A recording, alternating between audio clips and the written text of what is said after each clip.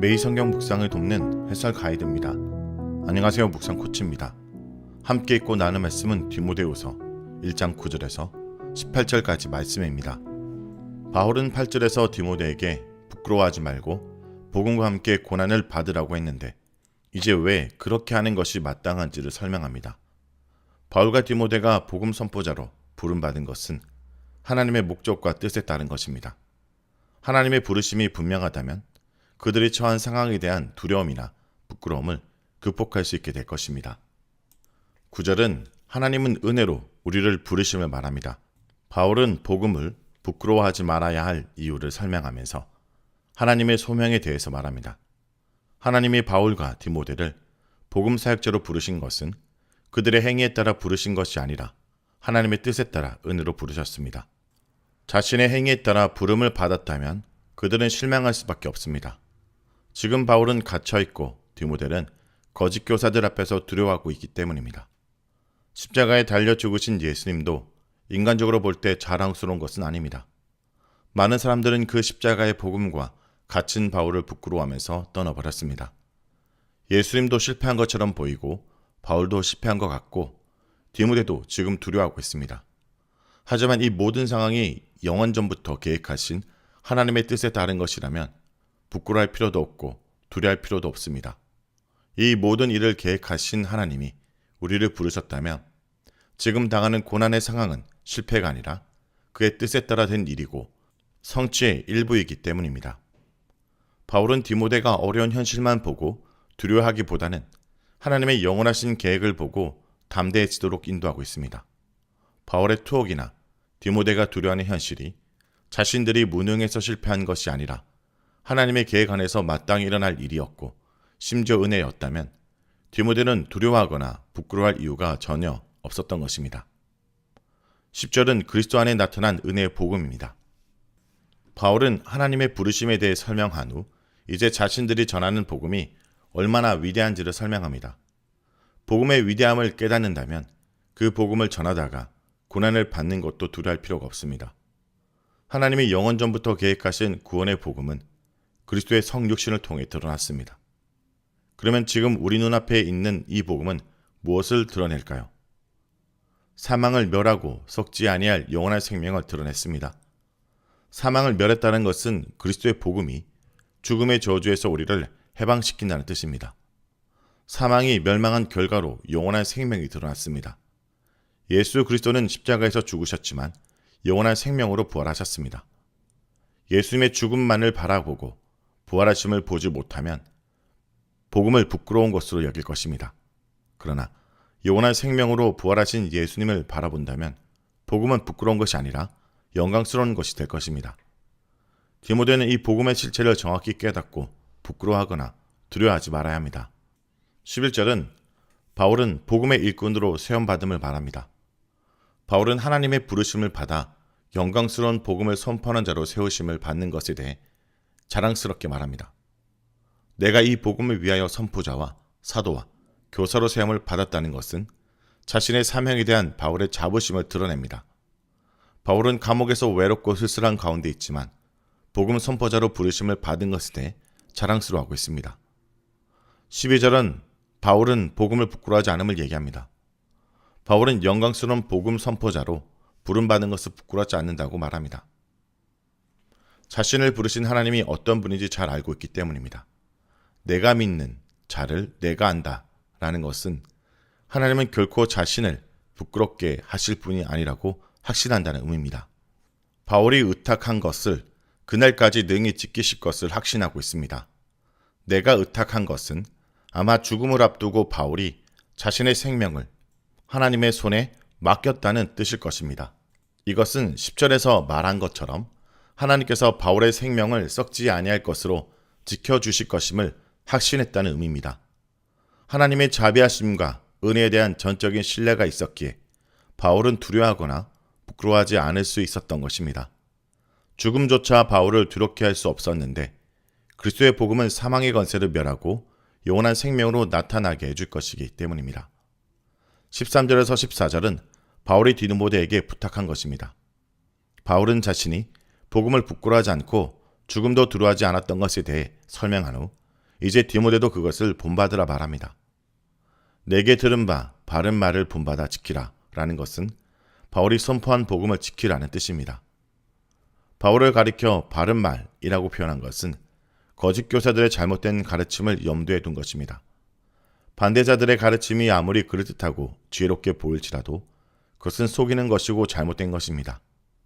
바른 진리의 말씀은 오직 바울이 선포한 복음밖에 없습니다.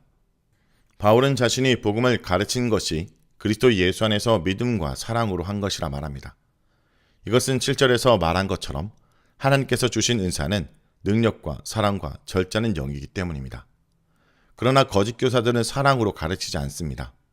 그들은 겉으로는 경건한 척했지만 사실은 교만하고 비방하고 거역하며 무정하며 모함하는 자들입니다.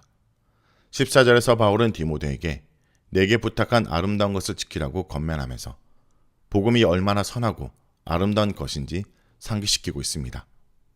그것은 부끄러운 것이 아닙니다. 복음은 아름답고 선한 것입니다. 그런데 그 복음을 지키는 것은 단지 인간의 의지만으로 되는 것이 아니라 우리 안에 거하시는 성령의 능력으로 가능합니다. 다시 10절에서 말한 것처럼 성령은 우리에게 주신 능력의 영입니다. 그러므로 성령의 도우시는 능력으로만 우리는 복음을 지킬 수 있습니다. 15절에서 18절은 복음을 부끄러워하지 않는 삶의 모범을 말합니다.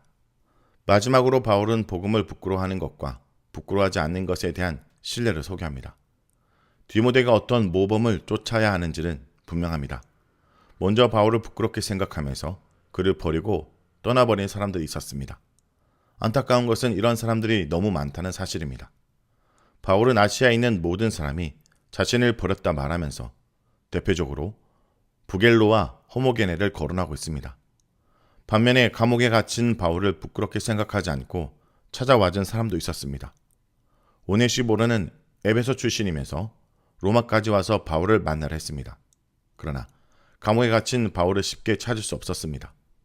그런데도 그는 포기하지 않고 열심히 찾아와서 바울을 위로해 주었습니다.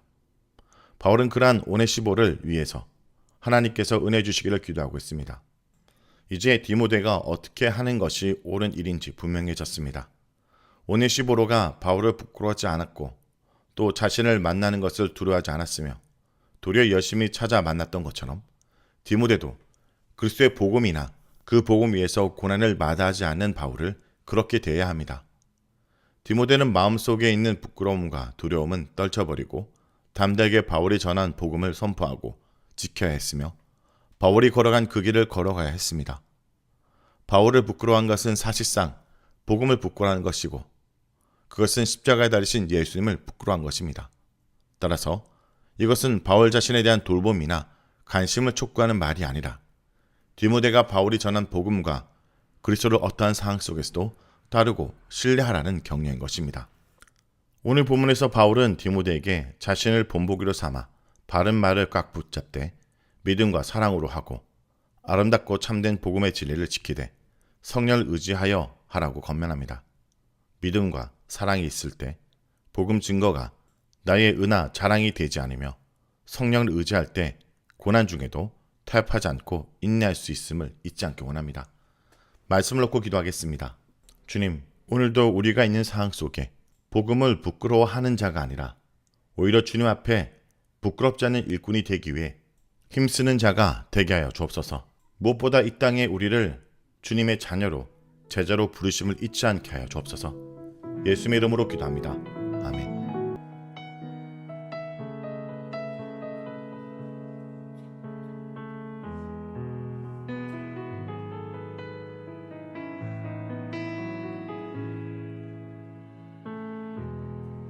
오 주님, 당신은 내 삶 구석구석까지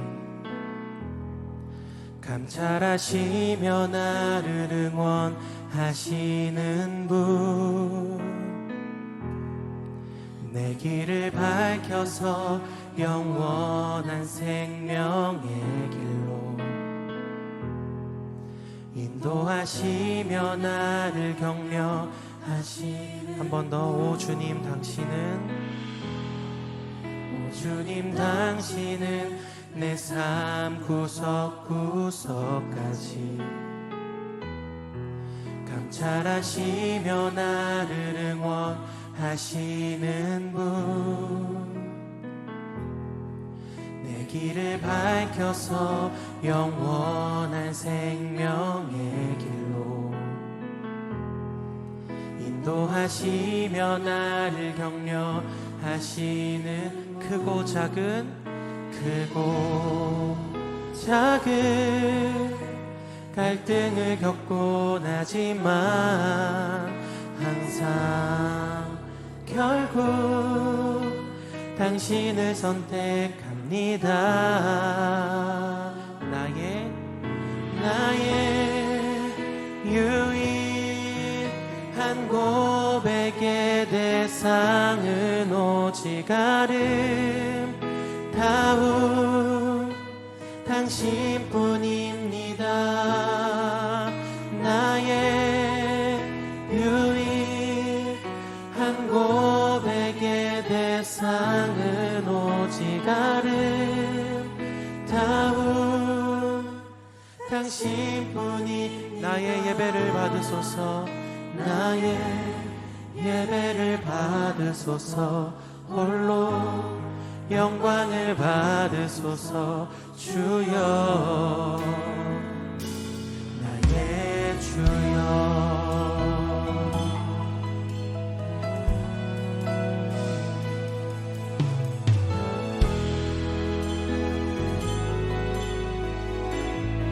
한 번 더 노래합니다. 오 주님 당신은, 오 주님 당신은 내 삶 구석구석까지 감찰하시며 나를 응원하시는 분, 내 길을 밝혀서 영원한 생명의 길로 인도하시며 나를 격려하시는. 한 번 더. 오 주님 당신은, 오 주님 당신은 내 삶 구석구석까지 감찰하시며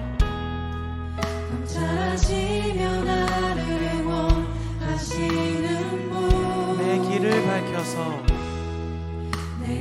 밝혀서 영원한 생명의 길로 인도하시며 나를 격려하시는 크고 작은 갈등을 겪곤 하지만 항상 결국 당신을 선택합니다. 나의 유일한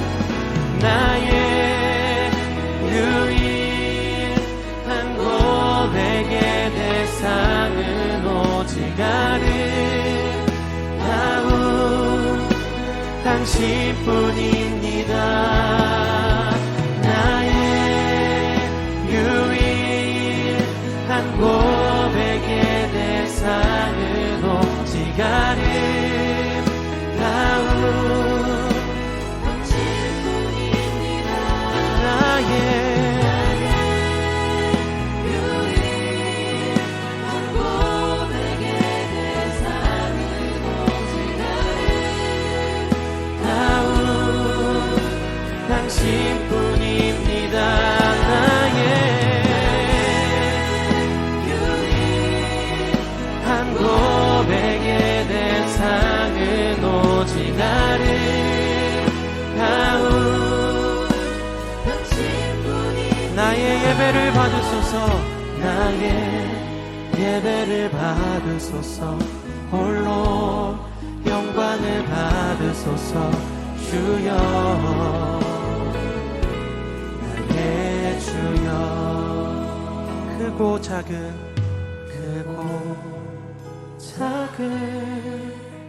갈등을 겪곤 하지만 항상 결국 당신을 선택합니다. 크고 작은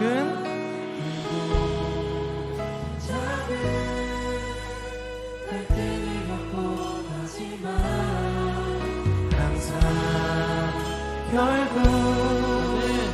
당신의 선택 크고 작은